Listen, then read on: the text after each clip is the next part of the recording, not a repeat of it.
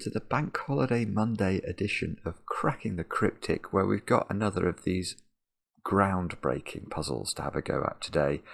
Now this one is called Sudokuban, and it's by ryokousha.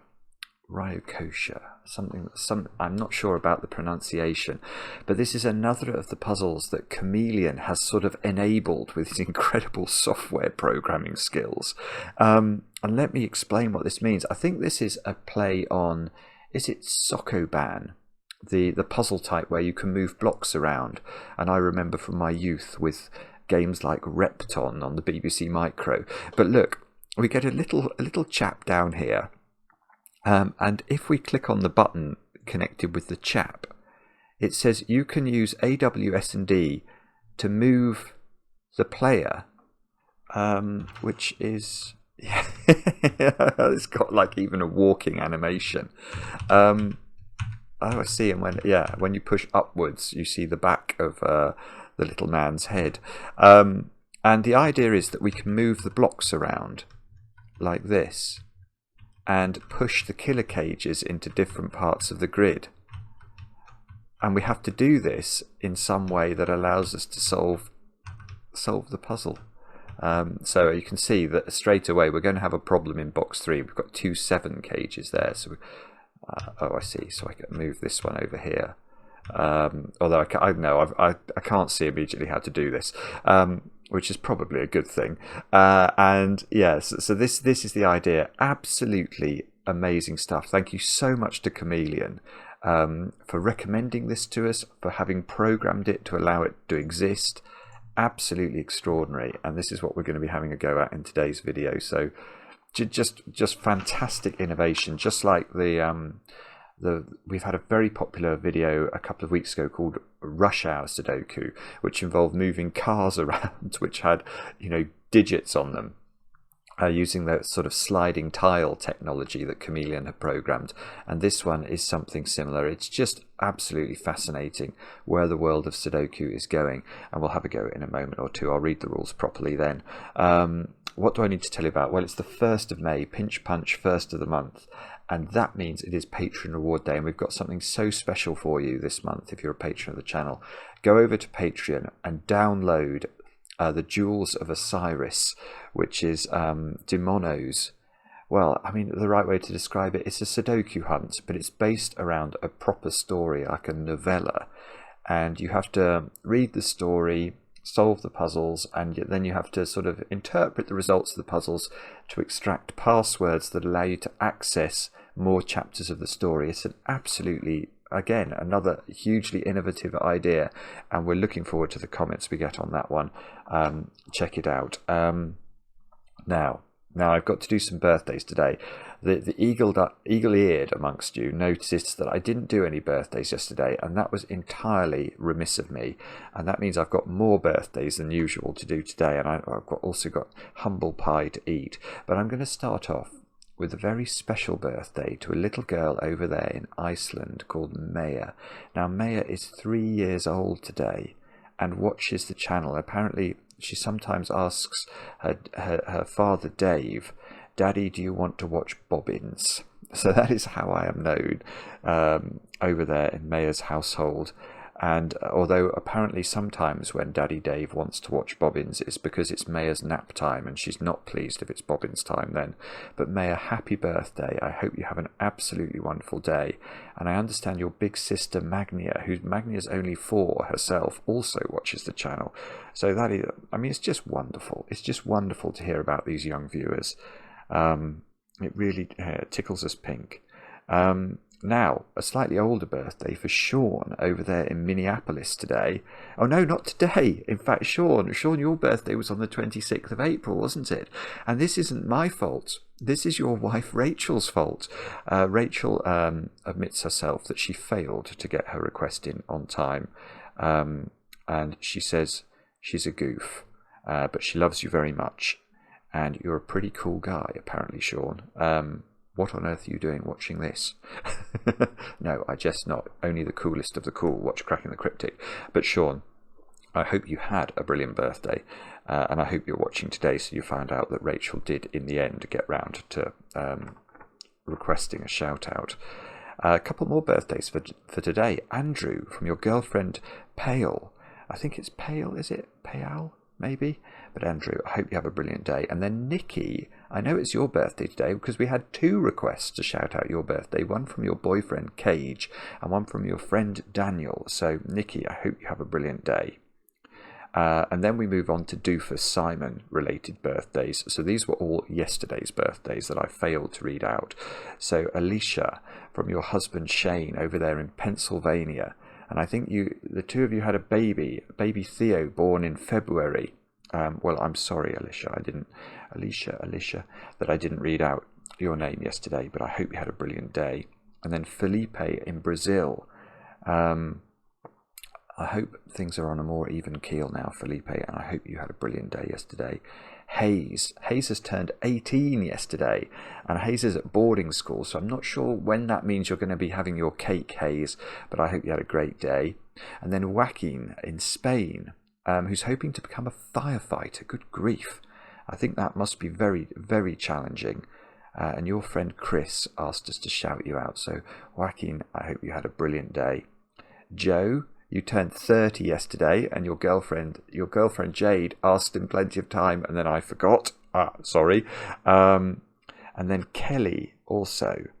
Kelly, your husband Donald wrote, and actually it's lovely because Kelly and Donald apparently they try a puzzle every day, and even if they're apart, they will then Zoom together and try one of the puzzles from the channel.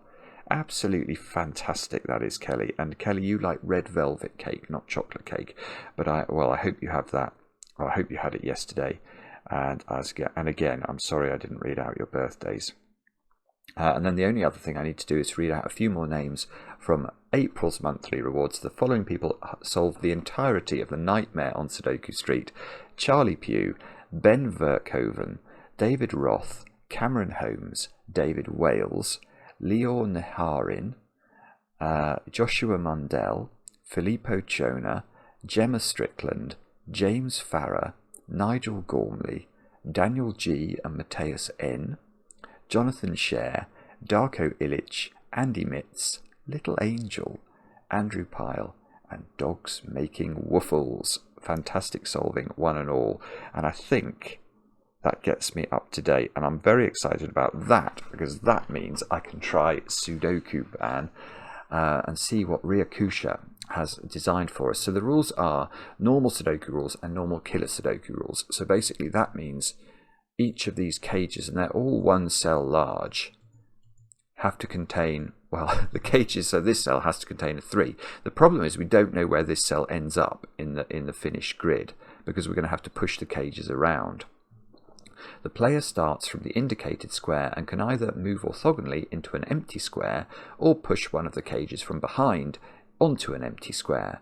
Only 1 cage can be moved at a time. Okay, let me just... Yeah, so we can't push 2 cages. Let me unwind that. So if I try and push these 2 cages upwards, it won't let me because presumably those 2 cages are too heavy. You can only push 1 cage at a time. I'm going to get myself trapped in here. I don't know what I've done. But anyway, these are the rules. Do have a go. Do have a go. I mean, it's fantastic stuff. The way to play is to click the link under the video as usual. But now I get to play. Let's get cracking. Now I have to confess. I have to have a confession to make here. If I was not on camera, I don't think I would approach this logically in the first instance. I would play around with the man and see what I could do. But I realise, as it's a Cracking the Cryptic episode, I am supposed to try and solve this in some sort of structured way. So how are we going to do that? Well, I'm actually going to start by writing a digit into the grid because I can't push this cage anywhere. It's in a corner, so that must be a 9. Oh, that must be a 7.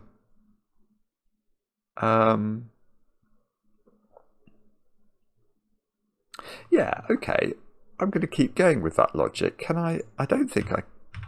No, I couldn't. I was thinking, surely I can't ever move this 4 or this 5. Because if I can't push a domino of cages because they're too heavy, how do I ever move this cage? I can't move it. So that's got to be a 4, that's got to be a 5, that's got to be a 3, that's got to be a 2. I'm actually somewhat surprised by this. I'm slightly worried that I've missed the point. Ah, so if that's a 2, that one has to move somewhere. Ooh, good. Ooh, look at this. There's sort of a triumvirate of 2s that are all fantastically close together in a way that shrieks. Ooh, Sudoku doesn't work anymore. We've got 4 2s, many of which are already illegal. Right. Okay, so here's another thing I'm thinking about now. Right, and maybe this is generalizable, because what I'm thinking is these 2 2s. If the man pushed these westwards, so this 2 ended up here, then the puzzle's broken as well, because I can never get a cage on an edge out. It's always going to stay on the edge. I might be able to move it up and down, like I can move this 1 up and down, but I can't ever move it east. So this one cage is always in this column. And if I was to push this 2 here, it would always clash with this 2, which is not allowed to move.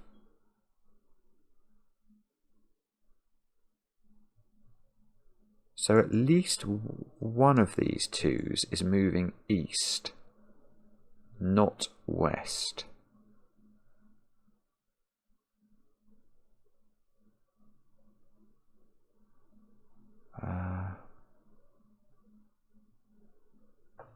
So the top row has to have 3, 4 and 7 in it somewhere.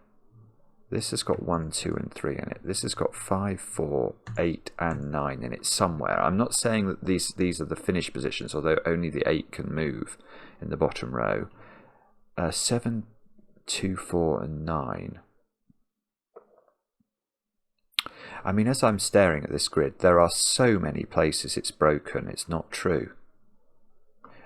Like this box has got 2 8s in it.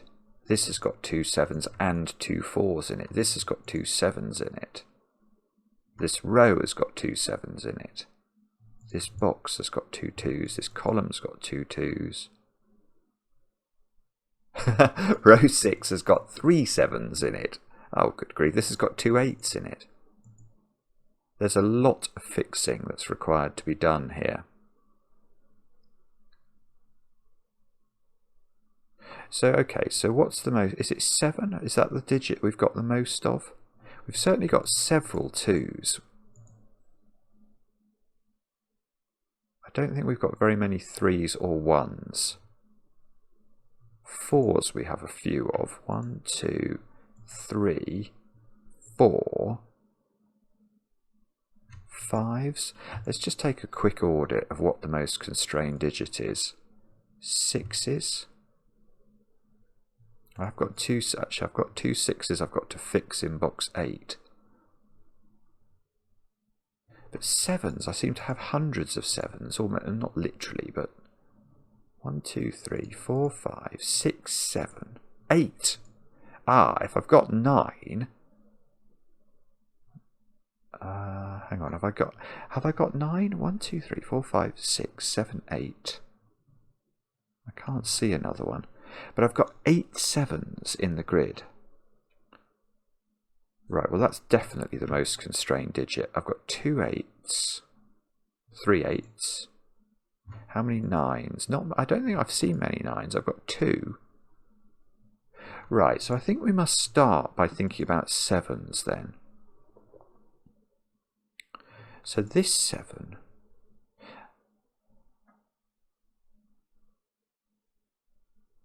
Well, I mean, I obviously have to move it because I can't move this one.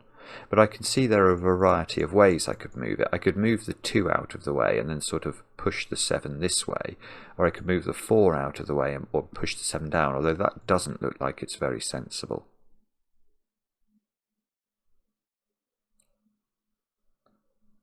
It's quite hard actually at the beginning to have any clue about, you know, where these 7s end up. There's so many options. Maybe I'm meant to just literally think about what to do with the man, sort of ab initio. Right, well the man can't move north or west. So the first move of the man is definitely east. What is it? Okay, so the man moves there. Now the man could push the 6 up or push the 8 east. And if we push the 8 east, so it's next to the 9, it can't move ever again. So this 8 would have to move out of the box. Oh, right, I've just seen something. That 8, this 8 here, in fact let me go to it just to show you. This 8 can't move west. Because if I do move that there, that 2x2 is immovable. You can't. It's a big boulder that you can't move. You know, even Tiger Woods in the desert wouldn't be able to get the fans to move this boulder, because how would you do it? You can't move it. If you can't move, you know, any domino in an orthogonal direction, there's no way to extract any of these single cages from this arrangement, and there would be 2 6s in that arrangement. So this is definitely right. So let's think about this. So if we move the 8, if we move the 8 this way, we can't move this 8 now. So we have to be moving the 7 or the 4.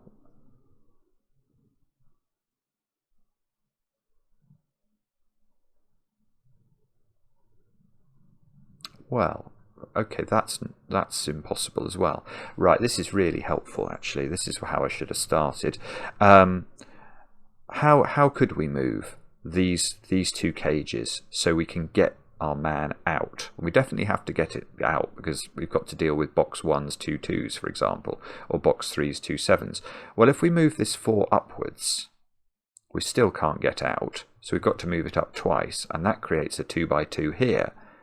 Again, it's too big a boulder, it's got 2 4s in it, so that doesn't work. So we have to move the 7 up, but I still can't get out. I can't move in any of these directions, so I end up having to move the 4 again, and that won't work. So this is massive, because we can basically unwind all of this, and we can state with certainty. Oh, hang on. I was going to say, well, we state with certainty we've got to move the 6 up, and that's true. I see, and then I have to move the 3 out of the way, because otherwise I'm back into problems with the 8. And then, oh, okay, now I've created a 2x2 here, and we know 2x2s are immovable boulders, so I'm going to write 7 and 3 into these squares. 3 by Sudoku is in one of these 2 cells. So if that 8 stays there, that has to be a 3. Although actually, that... Oh, hang on. Hang on. I've also created a 2x2 here. So I say if this 8 stays here, it can't stay here. Because look, that is a 2x2 boulder of immense proportion. So I've got to go 5, 7, 6, 8. This 6 is now... Again, we know we can't get out on the right side, so I've got to get out, and I've got to move that 6 upwards. So go back to moving the man. So the 6 goes upwards.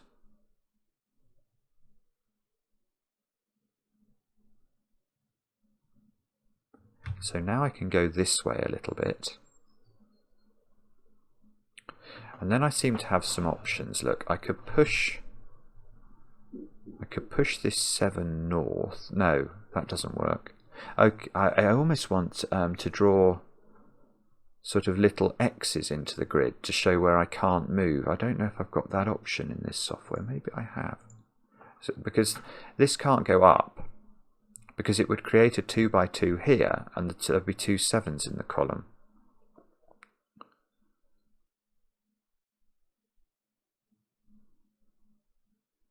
I can't push the 6 up or to the right. The 9 could go up,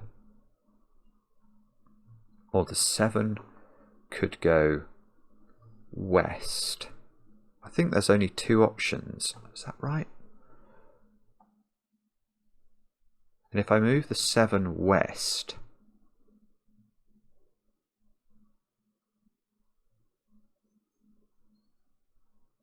that doesn't work either, because, sorry, I hadn't seen this 7. So if I move the 7 west, I make another 2 by 2. So the 7 doesn't move now. And if the 7 doesn't move, I must move the 9. I don't think I can do anything else. Okay, so let's move the 9. And that must be a northerly movement, and that's beautiful because that gets me 2, 7, 1, 9 all placed. And this is going to... Where's that? Phone buzzing at me. So this is going to restrict other things, isn't it? Look at this 2 now. Oh, goodness me, these 2 2s. I mean, it hardly seems possible we'll be able to get them out.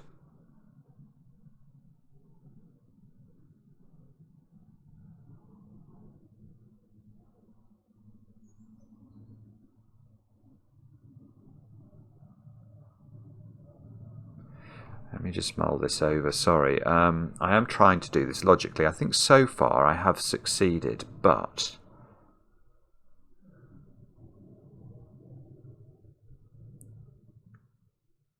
How do I...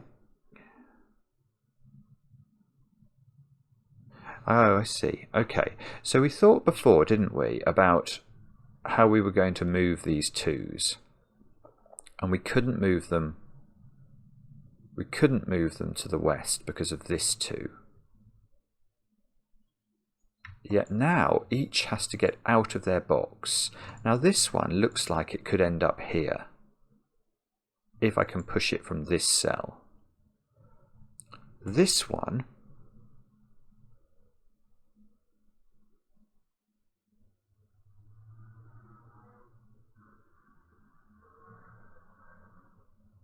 well, okay, maybe what I can do is I can push this 8 downwards a bit. Or, ooh, okay. Right, because what I'm thinking is it possible to move this 2 to here?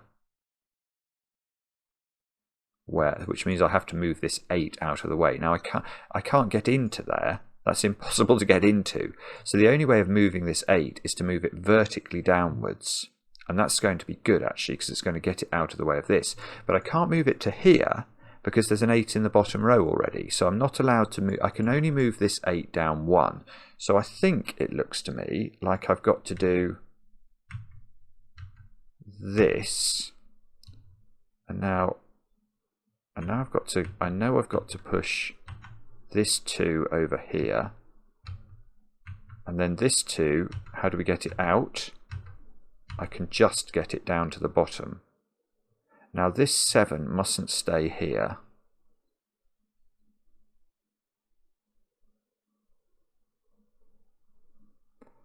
Because it's so broken. Hang on, how many? This 7. Let's just, in fact, what I'm just going to do for a moment, if you don't mind, is I'm just going to look at where this 7 can go, where it's not just ruled out instantly from being illegal. So this 7 cannot go here, can't go in this column, and this is forced because I've got these given 7, well, not given 7s, but 7s that literally cannot move in the grid. So the 7, look at this column as well. So literally any 7 that I've not... Oh, those 2 come out immediately. That's a 6, so it's definitely not a 7. Can I move this 4? No, that's been trapped in on the edge.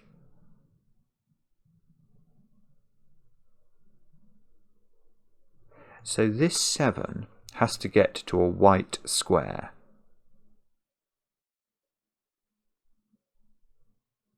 Well, actually, let's actually extrapolate from that. This 7, and this 7 all have to get to white square. How do you get that one to a white square?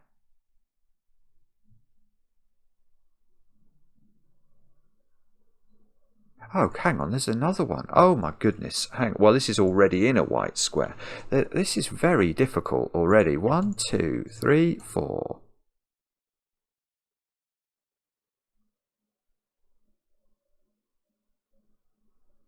So this one looks like it's got to come down here. I could move it down a bit and then push it this way as well. So this one feels I could deal with this one, I think. This one I haven't got. Well, I suppose I could get it into this box if I can get this. But I can't move this 6 downwards. This 6 is not allowed to come into this box.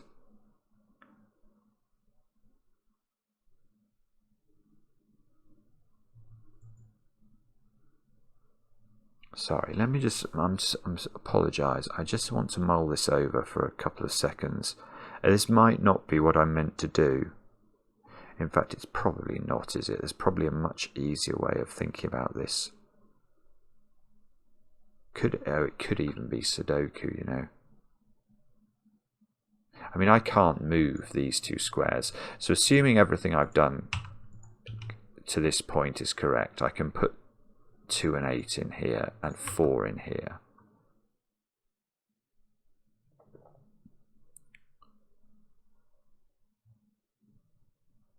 And 1 in here. That's been pushed into a corner.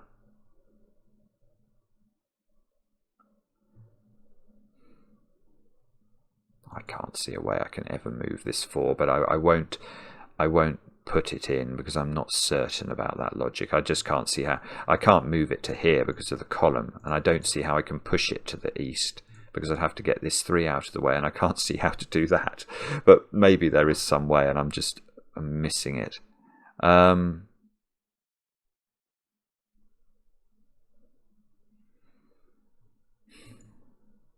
Because the other thing is now, I'm over on this side of the grid, and I've still got all sorts of problems to deal with in the east. Now, how do I get to the east of the grid? I can't get through here. This is all impossible. Even if I push the 3 over, I'm making a 2 by 2. In fact, that 3 cannot move to the right. Oh, that's worth recording, because it would put it in this column, and this 4 can't move to the left. So I feel like this 3 is just stuck. I mean, what can I do with it? I can't move it. I can't move it unless I can get into this square. How do I get into that square without moving the 4? You can't. I think this 3 and 4 at the top are completely forced. They have to stay put. So 4 can be placed here by Sudoku. Oh, I wonder if that one has to stay there, therefore. There's a 4 in one of those squares. I mean, maybe it's worth recording like this. There has to be a 7 in one of these 2.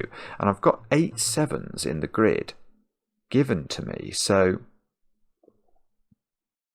there must be all sorts of restrictions. I mean, how do I get a 7 into one of these squares? Because if I can't get a 7 into one of those squares, then we know that the other 7s in the grid have to live in the other boxes, in the white squares of the other boxes.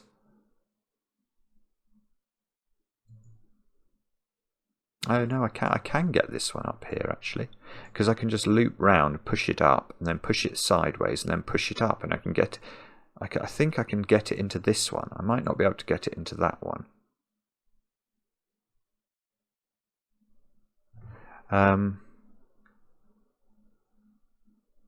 Right. Okay, so how do I move this 2? There is no way. There is no way of moving that 2. That 2's staying put. How do I move this 5? There is no way. So that's a 5. Aha. Aha! It's very clever that there's sort of intermediate Sudoku that we're suddenly able to do, isn't it? Really is very clever. So now 6 has to live in one of those cells. I'm going to record that because 1 does as well, I've just noticed. So the other digits down here are 4. Okay, 4, yes. I can place 4 in this box. So in fact, we can delete this. How do I delete on this? Is it that one? Yes. And then 1, 6, 9, these cells. Oh, and I can get the 1 at the bottom. So that gets me a 6, 9 pair, which is resolved. Ah, okay. So somehow or other, we've got a whole box of the Sudoku filled. We get a 9 here.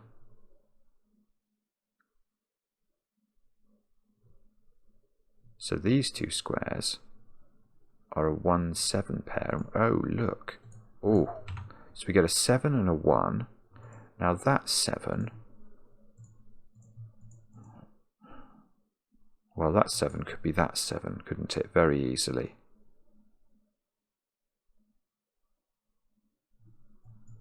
There's a 7, 8 pair in box 8, and that, well, what are these 2 squares then? 3 and 2. Oh, hang on. Right, look, I've got to be careful here. I've got an 8 here in a cage that, whereas this cell has to contain a 2 or a 3. So this is a problem. I've got to move this. Let's go back to the man.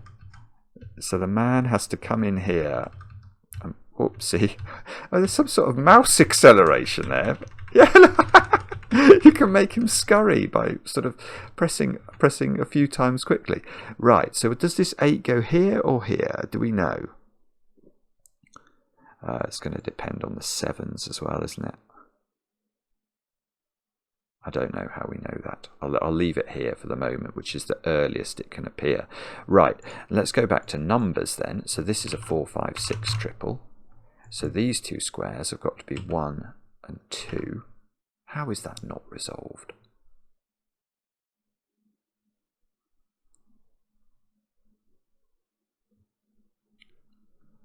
Okay. It's almost more difficult now to see the possible paths of the man. Do I get... Or maybe I get rid of the red. If I double click the red, what happens? No. Oh, yeah, it does work. I was thinking maybe what I should do is to highlight the white cells actually in quite a subtle colour, and then I could double click the red and get rid of that. There we go.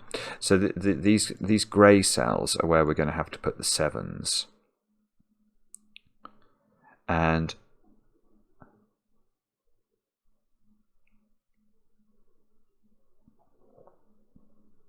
this 2 has got to move, because there's a 2 up here. Oh, look. Look, the 2 in this column is in one of 2 places. Which I can... So this has got to move downwards, because this can't move off the border. So at some point I have to push this 2 downwards. And we know we can't get upwards through box 6. So this man has to come across and through this gap, and that's pushed this 7 into a horrible position because I can't move it anymore. Okay, that's where the logic took us. Okay, well look, that's going to allow me to completely get rid of a load more grey cells. I mean, this feels completely and utterly impossible, to be honest. But now, well, this 3 can't move, so that does the 3 and the 2 at the bottom. That does the 2 at the top. Oh! I don't like that. I don't want to be told when I've repeated a digit. I don't know how this software works though. If I click that, highlight conflicts, no. Check pencil marks, off. Auto check on finish, no. Animation speed. Isn't it amazing that you can have animation speed in a Sudoku puzzle? Okay, so how are we going to do this then? We've got... So it looks like this 7's got to be pushed down here, but then I'd have to push this out of the... Oh, no, there's something wrong. This one is absolutely broken, isn't it?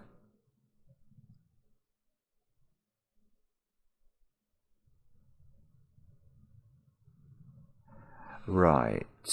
Well, unless this one can be that one, and then somehow I can get this one... Ah, alright, so here is my plan for world domination.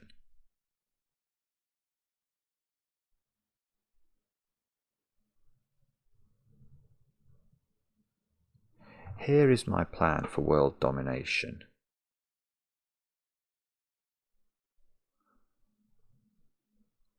I'm not sure I like this X here. Right, here's my plan. Let me explain. This cell... I think it might be, this cage I should say, it might be possible to plonk this down here somewhere. In fact, look, we're going to know where now. Hang on, that's the 7, that's the 8. So that 8 is in the correct place. Right, but what would happen if I push this down too? I don't quite know how I do that, but let's assume I can.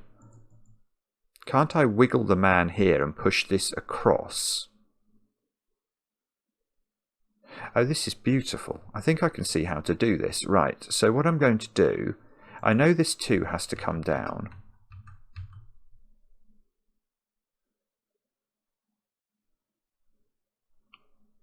I don't like that. Oh, this 4 could be that 4, could it? Oh, now I'm getting confused about what can be what. This 4... Yeah, I mean, I don't know yet, but what this looks to me like I have to do is push this 4 out of the way. I've got to push it horizontally, so I can't push it up from any of the positions it's been in. And if I push it to here, it's clashing. So I'm going to leave it there, which looks like totally the natural place for it. But now what I want to do is to push this down, dodge in here, dodge out here, dodge over here. Now I've got to push this down. So can I still get through? I can. This is quite exceptional. Ah! No! So mouse acceleration got me. I want to push that down. Now, if I go back this way, can't I push the... Oh, no. Can't I push this now onto this one? Like that. So now I can't, this dyad on the edge I can't move, so I'm going to make that 2, that 4, delete the pencil mark. Oh dear. Delete the pencil marks, that's worked.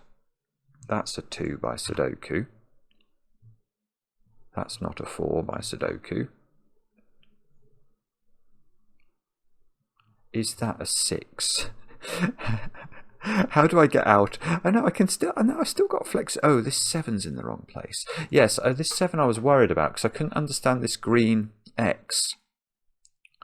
I mean, I can see I can't just push it up here and leave it there, but why couldn't I move it? I can move it to here and to here.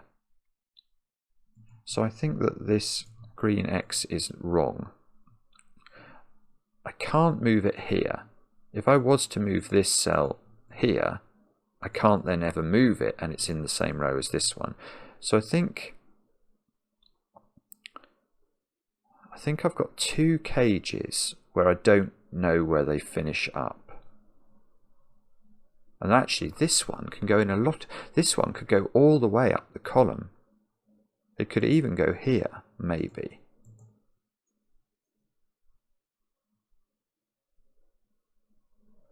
Right, so we've got two ambiguities, but we've actually, I think, everything else is filled in and correctly moved logically.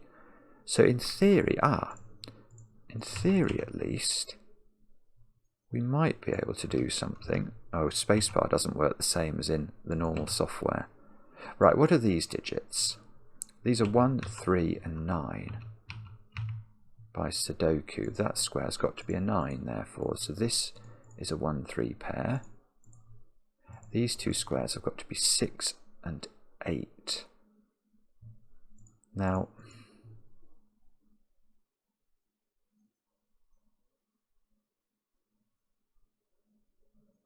I'm not so confident because this, I suppose this could go up to here and then make this a 6, or it could stay around here and make this an 8. So I can't really tell what that's doing. 1 and 9 are a pair here. Look, in box number 6. So 1 is in one of these squares. And in fact, 9 is also in one of those squares. That's a 1, 9 pair. So these squares are now 5, 6, 8. I love the way you can put these numbers over the mat. This one's not 8. So if this is 5, 6, 8, these two squares are 3 and 7. Ah, we know the order. Oh, that's surprising. Okay. Whoopsie. Because now this one, I can't get it to there, can I? So it must go to there. Right, so we need the man. Come on, man. Come back over here. So I go down, up, down. I mean, what an idea this is. There we go. So that man's in the right place. This 6 is still unfinished, I think. Alright, let's have a look though at column 4, where we've not placed 1, 6 and 8. Oh, I don't think we can do it. I don't think we know yet. Although this 6 is glaring at us angrily. 5, 6 and 8 across the top. So this is 5 or 6.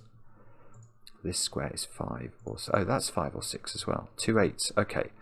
So in the top row, I think we have to put 8 here. Now that's interesting because that makes this 6. Now does that mean this has to go upwards to here? How can we get this to go sort of in an east-westerly direction, given the man is here? There's no way, is there? Right, but we do have the flexibility, I think, to wiggle the man down to the south side and push up into the column and get that 6 here. And if that's right, we have now placed, I think all the cages, but most of them at least. 3 now has to be there. I've not been looking for 3s in corners. Let's have a look at that in a moment. Have we got a 3 in the... No, there are no... Oh, sorry, there are no 3s in corners today. Alright, so this box needs 5, 6, 8 and 9. So I can place 8. And this is a 5, 6, 9 triple. And we can get rid of the 5 here. And 8 is in one of these two cells now. I don't think I know which, but... Oh, I've got a 5, 6, 9 triple in this column. So that square has to be a 4. And in this column, this square is a 6 or a 9.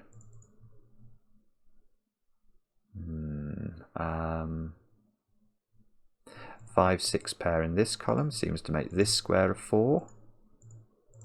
It's amazing. It's a little worrying as well, I have to say, as I'm going through here, because I keep thinking I'm about to hit a logical impossibility. There's a 1, 6, 9 triple. I noticed that's how I got this was a 5. That 5 is fixing a 6 at the top of the grid, so that's going to do some work. We get a little bit more done. 6 and the 9 get done. This is going to do the middle 3 rows. 9, 1, 1, 6. That's now a 9. Look, that's going to do some work. 1, 1, 3. So we still don't know where 3 goes. This is a 5, 8 pair which we can resolve. So 8 is in this domino with a 3. Oh, the 3 at the bottom does it. There we go. 8, 5, 5, 6. That's going to be a 6. That's going to be a 4. What an absolute masterpiece that is. Now, I don't know if it's right. Tick, absolutely right. It's not just right, it's absolutely right. That's fantastic. What a fantastic puzzle. It's completely unlike any Sudoku I've ever solved in my life. And I'm quite pleased actually, because when I saw that this was scheduled for today and I loaded it up, I was unsure I'd be able to solve it logically. I thought what would happen was I would fiddle around the grid for a while and say, well, it could be this. But actually, the beautiful thing and the impressive thing about this puzzle is that it is solvable logically by sort of observation and noting little patterns in the grid and where things can't move. And in the end, it's absolutely clear how it must solve, and it does. And that is something quite beautiful. So ryokousha, that's fantastic. Chameleon, again, your programming, fantastic. And I loved it. Let me know in the comments how you got on with it. I enjoy the comments, especially when they're kind. And these two, well, the constructor and the programmer here deserve all the credit in the world. So please give them some love. And we'll be back later with another edition of Cracking the Cryptic.